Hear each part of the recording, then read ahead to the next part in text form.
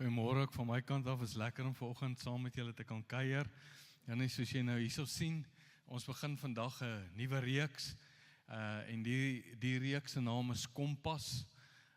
Vandag se terme, ons het juist gedink, moet ons nou kompas of moet ons nou GPS of wat moet ons nou sê, maar die beginsel bly dieselfde. Die beginsel bly dieselfde van, almal van ons gaan deur uitdagings in die lewe, en 'n kompas of 'n GPS het altyd 'n vaste punt. En vanaf daai vaste punt af bepaal dit jou rigting. En so gebeur dit baie keer in die lewe ook, dat ek en jy glo in die Here en alles gaan goed, maar dan gebeur daar goed met ons in die lewe. Partykeer het ons verliese, partykeer is daar uitdagings in die lewe.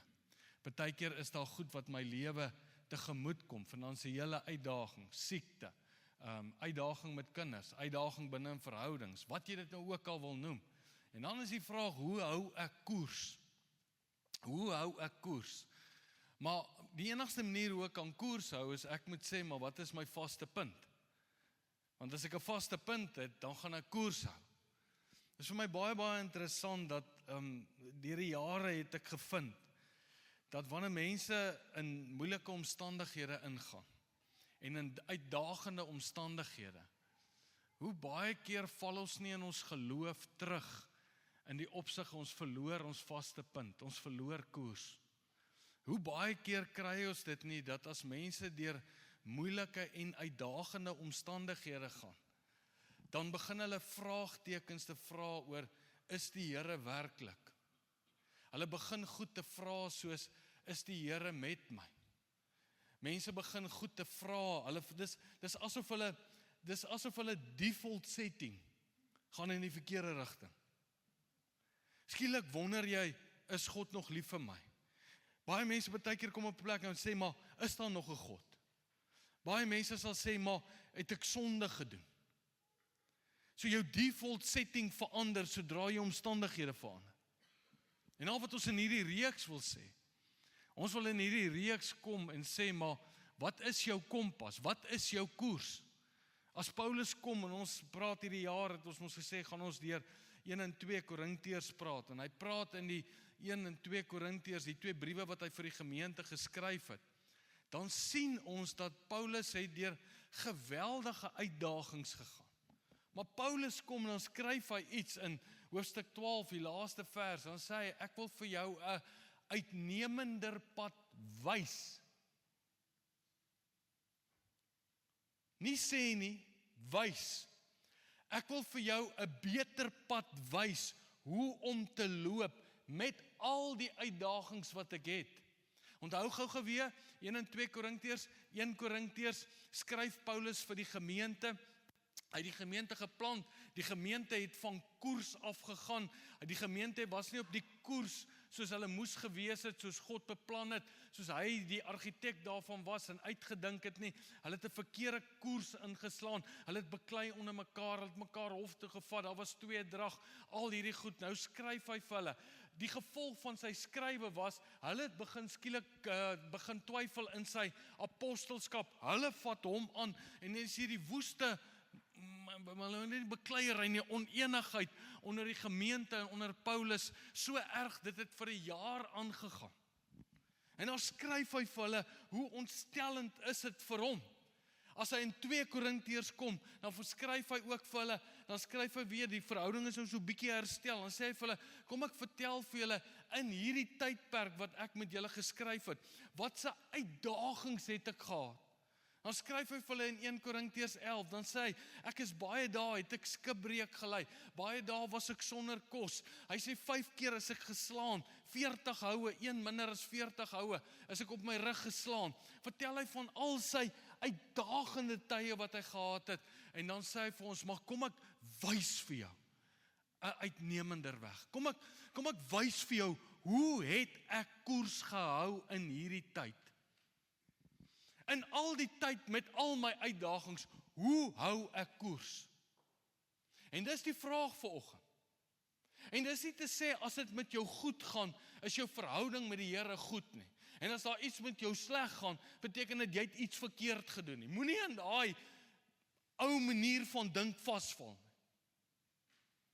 So koers, hoe hou ek koers? in uitdagende tye. Nou, kom ons lees wat skryf Paulus. 2 Korintiërs 1, vanaf vers 3. Kom ons kyk, wat was sy kompas? Hy begin dan, die ou vertaling gebruik die woord geseënd, die nuwer vertalings gebruik die woord lofwaardig. So met ander woorde, hy het iets van lof en aanbidding bly behou in God. En hoor wat sê hy, vers 3, 2 Korintiërs 1 vers 3. Geseënd is die God en die Vader van ons Here Jesus Christus. Hoekom is dit belangrik? In daai tyd was daar baie gode. So wanneer hy die woordjie God gebruik, moet hy verklaar wat se God dit is. Wie se God dit is. Daar was baie gode. Baie meer as vandag. So hy moet sê, wie's die God? Toe sê hy, maar daai God is Vader, is skepper. Maar dan verklaar hy, onthou ons leer God ken in die aangesig van Jesus, die Christus, die gesalfde koning. So hy verduidelik wie dit is. Waar is ons? Hy sê, geseënd is die God en die Vader van ons Here Jesus Christus. Die Vader, dan verklaar hy wie die Vader is. Hoor nou mooi wat sê hy, van ontferminge. Ander vertalings gebruik die woord barmhartigheid. En die God van alle vertroosting. Nou, hier is nogal 'n redelike klem op die woordjie troos. Jy sal sien, Paulus herhaal hom 'n paar keer. So as hy hom herhaal, is dit seker belangrik. Hy sê wat ons troos in alle verdrukking, sodat ons die wat in aller verdrukking is, kan vertroos deur die vertroosting waarmee ons self deur God getroos word. Want soos die lyde van Christus oorvloedig is in ons, die dood van Christus, so is ook die troos ook oorvloedig deur Christus. Maar of ons verdruk word, dit is julle tot troos en redding, en dit laat sy werking blyk, deurdat julle dieselfde lyding verduur het, wat ons ook deurgaan. En of ons getroos word, dit is soos julle tot troos en redding.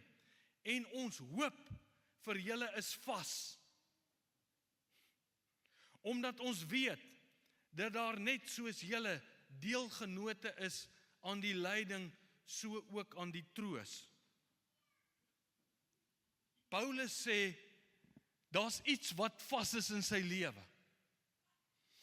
Hy sê, ek het baie uitdagings gehad in my lewe. Hy sê in hierdie gedeelte, hy sê, maar ek het iets geleer. Wat is vas in sy lewe? Hy sê dit vir ons hier. Hy sê, die Vader van ons Here Jesus Christus, die Vader van alle ontferminge en die God van alle vertroosting. Baie interessant. Daai woordjie waarvan hy daar praat, die Vader van alle ontferminge. Die nuwe vertalings gebruik die woord barmhartigheid. Dis eintlik barmhartig, ek weet nie of jy so 'n woord kry nie. Hede is the God of all mercies. Daai woordjie mercies, die Griekse woord wat gebruik word, wat verwys na hierdie konsep is, die God, die Vader met die diepste medelee. Efesiërs praat hy ook daarvan, hy praat van, maar God wat ryk is in barmhartigheid, die God wat ryk is in mercy, die God wat met die diepste medelee saam met jou is. Paulus se vaste punt in sy lewe, dit wat sy koers bepaal het, sy kompas in die lewe, het ergens 'n vaste punt gehad. Die eerste vaste punt, hy het in sy gedagtes, in sy kop uitgemaak, die Vader van alle barmhartigheid, die Vader van alle mercy, die Vader is by my, hy sal in my diepste medelee loop, hy die pad saam met my. Daar's goed waarvan jy oortuig moet wees in jou geloofslewe. Jou default setting.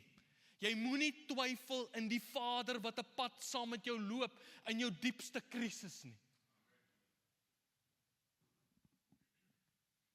Paulus het hierdie uitdaging, emosionele uitdagings van die gemeente wat teen hom is, van die gemeente wat hom sleg sê.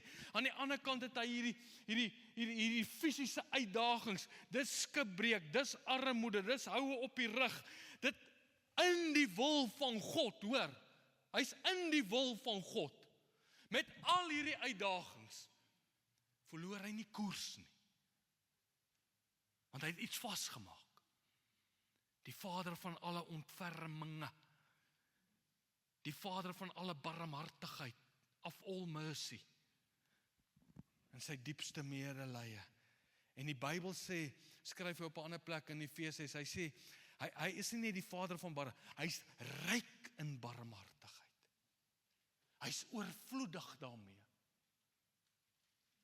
Dan gaan hy aan, dan sê hy hierso, hy sê, geseënd is die God en die Vader van ons Here Jesus Christus, die Vader van ontferminge en die God van alle vertroosting. Daai woordjie vertroosting, nuwe vertalings gebruik die woord bemoedigend. Die Engels gebruik die woord comfort. Dis die Griekse woord paraklesis. Nou, ek wil gou vir jou lees, ek het dit in 'n kommentaar gaan opsoek, dat ek dit nou net kry, want dit is so baie goed. Hoor wat sê daai woordjie, bemoediging, vertroosting, comfort, wat skryf die kommentare, beteken dit, hy sê, actually, the word he uses is a bit more many-sided than comfort. It can mean to call someone to come near, paraklesis. Hou jy? Daai woord, jy gaan hom nou weer hoor. To make strong appeal or exhortation, or to treat in an inviting and friendly way. Die Vader nooi jou op 'n vriendelike manier uit. Hoor wat sê hy? The whole idea of the word is that one person is being with another. Met ander woorde, in jou moeilikheid, wat is jou vaste koers? Jy kan die Vader nooi jou met vriendelikheid uit. In jou grootste krisis, kom en staan langs my. Hy sê, speaking words which change the mood of the situation. Hy sê, giving them courage, new hope, new direction, new insights, which will alter the way they face the next moment, the next day, the rest of their lives. So wat het Paulus geleer? Hy het geleer in tye van moeilikheid, in tye van uitdaging, emosioneel, fisies, hardloop hy na die Vader toe. Nie soos meeste Christene hardloop weg van God af nie, maar hy hardloop na die Vader toe. En die Vader kom and speaks words of encouragement, of wisdom, of hope to him. Hoor wat sê hy?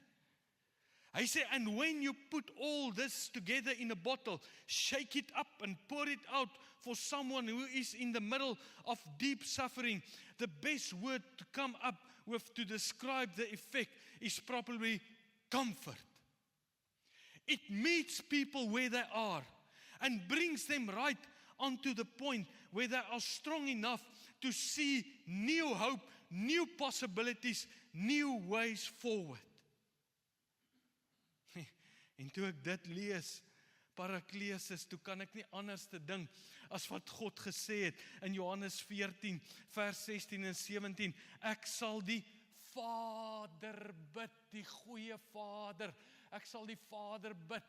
Ons ontvang die belofte van die Vader. Hy sal 'n ander trooster, 'n ander paraklesis. Hy sal iemand stuur met ander selfe gewig, selfe kapasiteit, as hy, die goeie Vader. Hy sal langs jou kom staan, hy sal by jou insaak, hy sal words of comfort, words van barmhartigheid, of mercies, sal hy saam met jou praat, en deur elke omstandighede weet ek, is God by my, is in my, is vir my, en hy loop die pad saam met my. Dis die goed, dis die vaste koers. Dis die goed waarvan jy oortuig moet wees. Maar wat maak ons in moeilikheid? Dis die hoekoms, dis die waaroms, dis die wanneers, dis die hoe nou, dit kan nie wees nie. Hoe gaan ek, wat het ek verkeerd gedoen? Jou vaste punt. Jou vaste punt. Jy moet oortuig wees van die God wat in jou is. Hoor wat sê hy, 2 Korintiërs 1 vers 8 en 9. Sê hy so mooi. Hy sê, want ons wil nie hê broers, dat julle onbekend moet wees met ons verdrukking, wat ons oor ons in Asië gekom het nie. Dat, hoor hoe swaar het Paulus gekry. Ons dink baie keer, hy het nie deur moeilikheid gegaan nie, in die wil van God, hoor hy sê, dat ons dit bo ons krag uitermate swaar gehad het, sodat ons self aan ons lewe gewanhoop het. Hierdie ou het fisies so swaar gekry, dat hy nie gedink het hy gaan môre leef nie. Baie van ons was nog nie daar nie, wat jy dood in die oë gestaar het nie. Hoor wat sê hy, trouwens, wat ons self betref, het ons al as te ware die doodsvonnis oor ons ontvang, maar dit was sodat ons nie op onsself vertrou nie, maar op God wat die dooies opwek. Wat is jou vaste punt? Dis al hoekom Jesus gebid het by die bergpredikasie, né? Hy sê salig is die wat treur, want hulle sal vertroos word. Wat hulle afhanklikheid van God. Jou vaste koers in tye van swaar kry. Jou kompas in die lewe. Jou vaste punt moet wees die Vader van alle ontferming, die God van alle vertroosting, die een wat by my sal inhak en saam met my die pad sal loop. Words of wisdom, new hope, new encouragement. Kom aan!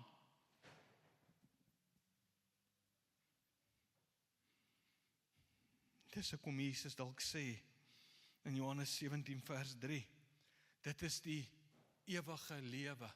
Hy woordjie ewige lewe, dit is die ewige era, die era wat nou aangebreek het. Christus het gesterf, Christus het opgestaan, daar het 'n nuwe era aangebreek. Dit is die ewige era, die ewige lewe, dat hulle U kan ken. Dat hulle U kan ken.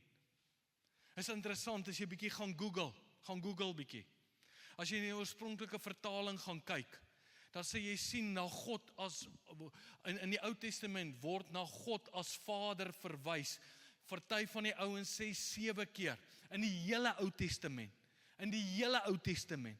Party van die ouens sê, wel dit hang af hoe jy die vertaling sien, dit kan miskien maksimum tot 15 keer. In die hele Ou Testament word na God as Vader verwys. In die Nuwe Testament meer as 150 keer word na God as Vader verwys. Daar het 'n nuwe era aangebreek. Ons gaan God nou ken.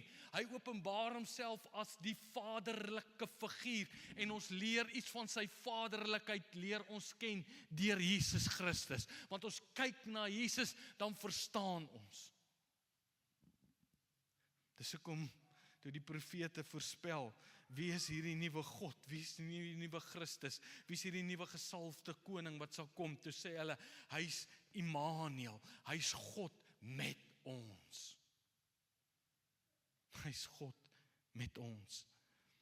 Psalms 103 in die ou vertaling skryf, soos 'n vader hom ontferm oor sy kinders. Hy klompies wat daar agter sit met julle klomp klein babetjies en dit.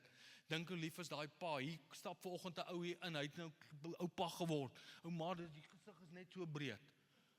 En daai klomp pa's daar agter wat daar sit, maar hy klomp kleintjies. Hoor nou wat sê hy hierso. Hy sê soos die vader hom ontferm oor sy kinders. Jou kinders wat langs jou sit, hoe lief het jy hulle nie?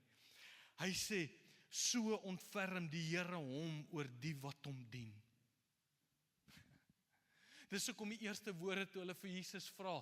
Hulle sê vir Jesus, leer ons bid. Ons sien iets, die manier hoe jy praat met die Vader is net iets. Die eerste woorde wat Jesus so sê, ons Vader. Dis persoonlik, dis uniek, Jou vaste koers is, die Vader is nie teen jou nie, hy is by jou.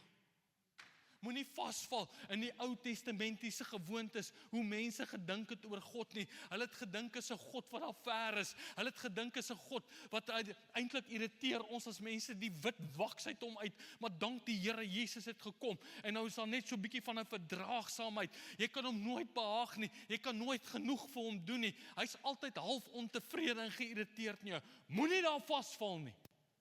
Paulus sê daar het 'n nuwe era aangebreek. Christus het gekom, hy het gesterf en opgestaan. Dit het die hele verhouding verander met die Vader. Hy is nou die Vader van alle ontferming. Hy is nou, soos Jesus sê, ons Vader wat in die hemel is. En iets van hierdie vaderlikheid, van hierdie innige jammer, van hierdie barmhartigheid, kom wys Jesus mos nou. Jesus wys mos nou vir ons, wie is die Vader? As julle my gesien het, het julle die Vader gesien. Hy kom wys vir ons iets van die karakter, van die aard van God. Ons sien in Markus 1 vers 40, met die genesing van die melaatse. 'n Melaatse kom toe na Jesus toe, en terwyl hy neerkniel, smeek hy hom en sê, as u wil, kan u my rein maak. Jesus het hom innig jammer gekry. As jy swaar kry, kry hy jou innig jammer. As my kinders bloei, dan bloei ek meer. As ek baie keer sien hoe stoei hulle met goed, hier binne, dit krenk hier binne. Maar baie keer as mense in moeilikheid is, jy krenk, dit maak jou seer hier binne, jy kan net nie iets vir hulle doen nie. Baie keer sien ek hoe my kinders groot word, dan sien ek goed wat hulle doen, dan krenk dit hier binne, en ek weet, hulle moet maar deur hierdie situasie gaan, maar dis daai, jy innig jammer. Nou as Jesus innig jammer vir jou is, as jy deur moeilikheid gaan, dink jy, hy gaan jou nie help nie. Nee, sê hy, ek is Immanuel, ek is God met jou. Ek gaan by jou inhaak. Ek gaan by jou inhaak. En as hy by jou inhaak, dan is dit soos die muur en die olifant wat oor die brug loop, en die muur wat vir die olifant kyk en sê, kyk hoe skit ons die brug.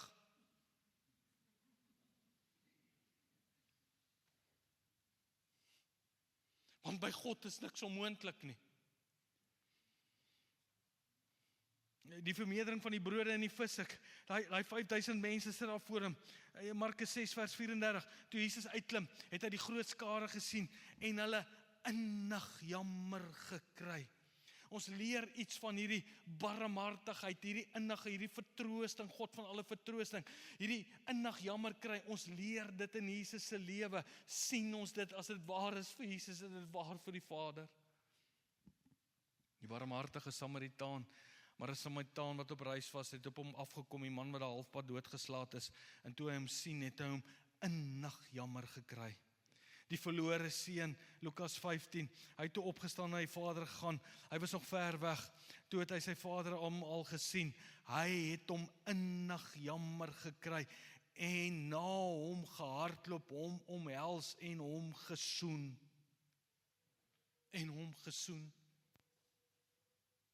Dis soos die Vader aan jou dink. En as jy vandag hier sit en jy het sekere uitdagings, en jy het sekere goed in jou lewe wat jy sê, Here, ek verstaan nie. Hier's wat jy moet weet. Hy's by jou, hy's in jou. Dis nie ek smeek God, kom help my net God. Nee, hy's by jou, daar het 'n nuwe era aangebreek. Hy's by jou, hy's in jou. Hy hak saam met jou in. Hy loop saam met jou die pad. En sy hart bloei vir jou.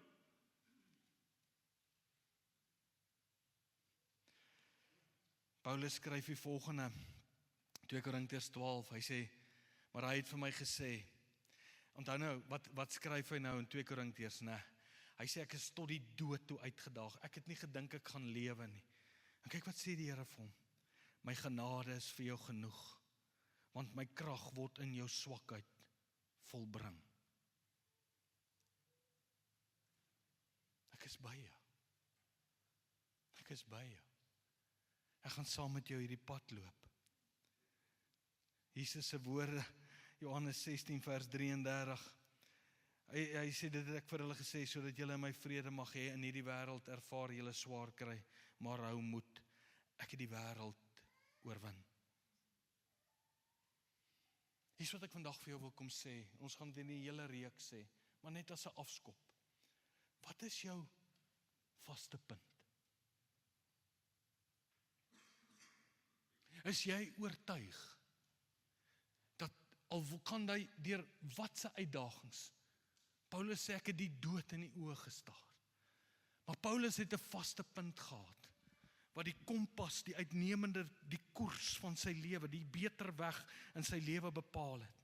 Daai vaste punt was die Vader van alle ontferming, die Vader van alle mercy, die Vader van alle vertroosting. En dit is 'n Vader wat, jy sê aan een kant nie, dis 'n Vader wat kom en inhak by jou, en saam met jou die pad loop. Dis iets wat jy in jou kop, in jou hart moet uitmaak. Anders dan gaan jy altyd 'n geloofskrisis hê.